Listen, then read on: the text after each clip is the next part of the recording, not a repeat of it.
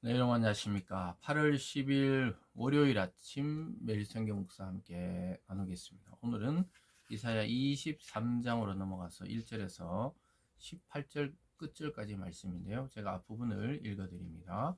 두로에 관한 경고라. 다시스의 배들아, 너희는 슬피 부르짖을지어다. 두로가 항모하여 집이 없고 들어갈 곳도 없으며 이 소식이 기띔 왕 기띔 땅에서부터 그들에게 전파되었습니다. 바다에 왕래하는 시돈 상인들로 말미암아 부유하게 된 너희 해변 주민들아, 잠잠하라.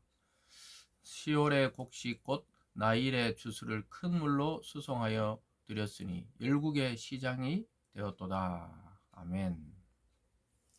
오늘 본문의 내용을 중심으로 밤낮 수고하며 부를 쌓는 자들에 대한 경고. 밤낮 수고하며 부를 쌓는 자들에 대한 경고라는 제목으로 말씀을 증거하겠습니다. 오늘 하나님께서는 이사야 선지자를 통해 그 당시 최고의 해상 무역, 그 무역의 중심지였던 두로에 대한 심판과 또 멸망과 회복, 이런 것들에 대한 경고의 말씀을 전달하고 있습니다.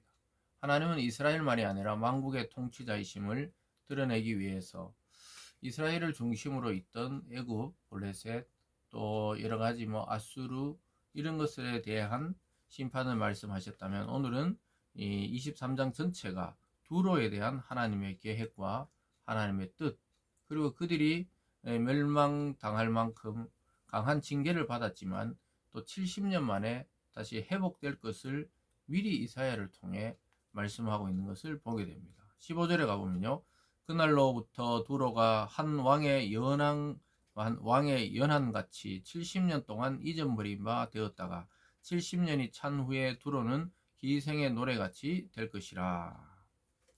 마치 한 왕의 통치 기간이 70년 정도, 또 수한이 70년 정도 같이 그들이 압제당하고 멸망당했던 그 70년 이후에 하나님의 긍휼로 회복될 것이라고 이야기하고 있습니다. 이 당시에 이 두로라는 것은 아주 중요한 이 요충지였어요. 해상 무역의 요충지고, 또 많은 무역과 또 상인들이 오가기 때문에 늘 막대한 부를 쌓을 수 있는 조건이었습니다. 그래서 흔히 바다의 면류관, 이렇게 별명이 붙여져 있었어요. 두로는 바다의 면류관이다. 해양 무역의 중심지요, 또 모든 무역은 두로를 통해서 이루어졌습니다. 그래서 그들은 막대한 부를 쌓았습니다. 그런데 하나님은 그 영화를 땅에 짓밟을 것이라고 말씀하고 있습니다. 왜냐하면 하나님의 백성, 또 하나님을 대적했기 때문이라고 이야기합니다. 그들은 바다의 왕이었습니다. 그러나 진정한 왕이신 하나님을 잊어버리고 하나님을 찾지 않으면서 그들도 멸망의 길을 걸어갔습니다. 그래서 그들이 쌓은 부가 하나님이 다 짓밟고 빼앗아갈 것이라고 이야기하고 있습니다. 사랑하는 여러분, 우리가 밤낮 없이 수고해서 부를 쌓는 자체는 나쁜 것은 아니죠. 근데 여기서 보는 것은 하나님 없는 부귀영화는 정말 헛되고, 또 더 나가서 하나님을 대체하는 수단이 되었을 때는 하나님이 그것을 빼앗아 버린다, 이렇게 말씀합니다. 그래서 우리가 밤낮 수고해서 부를 쌓는 것들에 대해서 하나님이 오늘 경고를 하고 있는 것이죠. 그래서 이 나라는 무서운 나라가 없고 또 겁날 것도 없고 자기들이 최고의 경제를 누리고 있기 때문에 하나님에 대한 의식이 아예 없었던 것입니다. 그래서 그들을 보면요, 이렇게 되죠. 2절에 바다에 왕래하는 시돈 상인들로 말미암아 부유하게 된 너희 해변 주민들아, 잠잠하라. 그래서 이 두로의 시민들, 또 두로의 국민들, 또 그들의 통치자들은 아주 교만했던 것이죠. 자기들이 최고고 자기들을 거치지 않으면 이 무역을 할 수 없기 때문에 들어오고 나올 때, 또 수송할 때 운송비를 받고, 또 적재물을 쌓아 놓을 때는 또 쌓아 놓는 값을 받고, 이래서 부자가 되었지만 하나님은 그들을 합당치 않게 여겼다고 이야기하고 있습니다. 4절에 보면요, 시돈이여 너는 부끄러워할지어다. 대저 바다고 바다의 요새가 말하기를 나는 상고를 겪지 못하였으며 출산하지 못하였으며 청년들을 양육하지도 못하였으며 처녀들을 생육하지도 못하였다 하였습니다. 그 소식이 애굽에 이르면 그들이 두로의 소식으로 말미암아 고통 받으리로다. 너희는 다시스로 건너갈지어다. 해변 주민아, 너희는 슬피 부르짖을지어다. 이것이 옛날에 건설된 너희 희락의 성 곧 그 백성이 자기 발로 먼 지방까지 가서 머물던 성읍이냐. 참 놀랍게도 그 부를 누리던 두로가 결국은 하나님께서 빼앗아갈 그러한 부라는 거예요. 여러분 이걸 잘 생각해 보아야 되는 것이, 그래서 우리가 때로는 왜 안 믿는 자들이 잘 살고 잘 먹고 권력을 누리고 부귀를 누리고 자꾸 이렇게 생각하는 경향이 있는데, 그것은 그래서 세상에서는 그 부가 미덕인 것처럼 이야기하지만 하나님이 곧 빼앗아갈 미덕인 것입니다.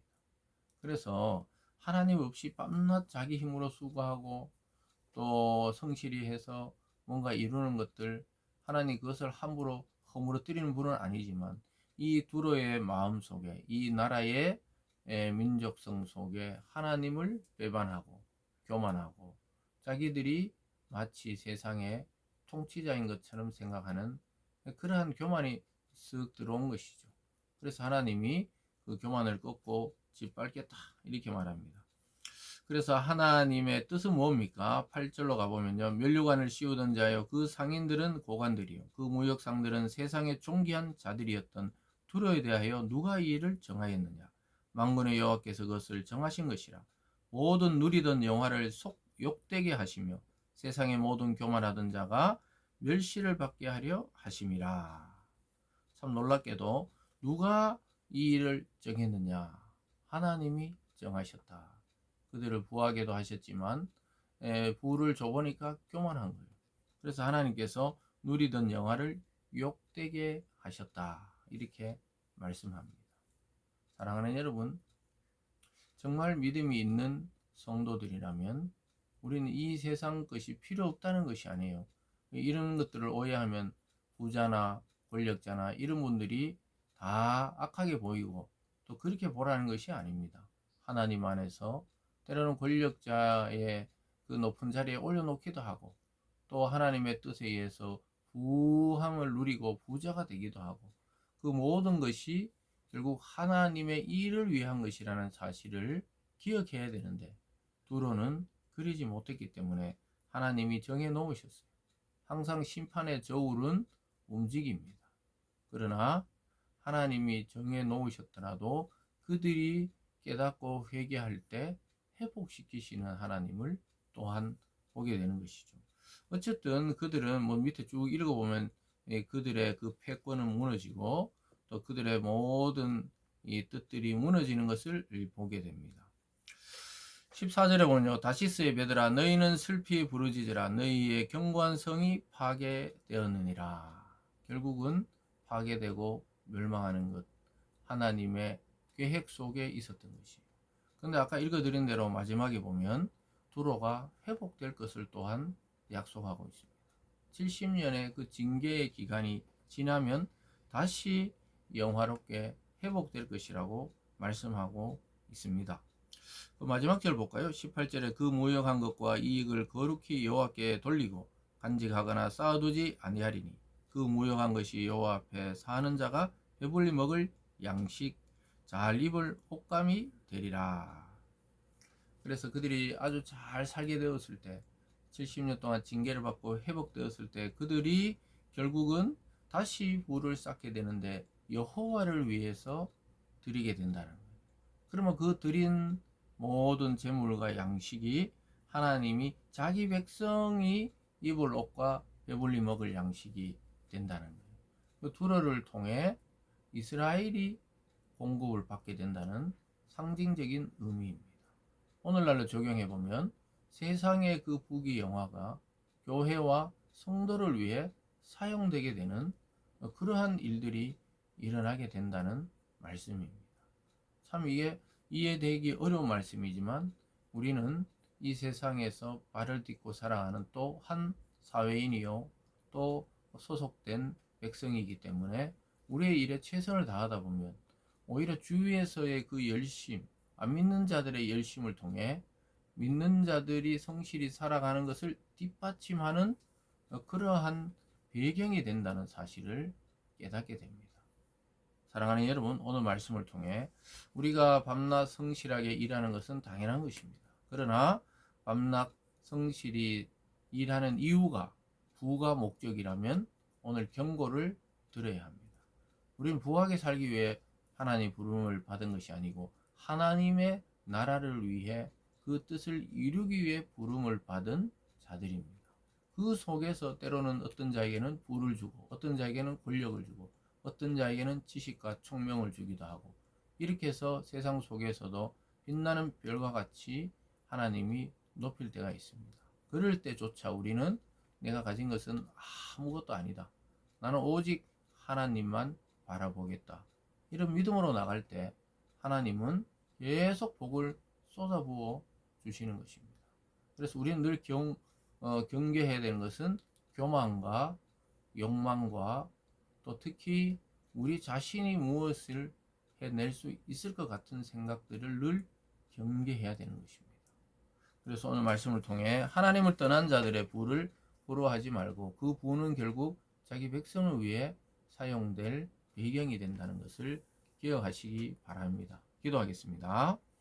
사랑의 하나님 아버지, 인간들은 밤낮 수고해서 부를 이루고 권력을 갖고 세상에 정말 유리한 고지를 차지하려고 합니다.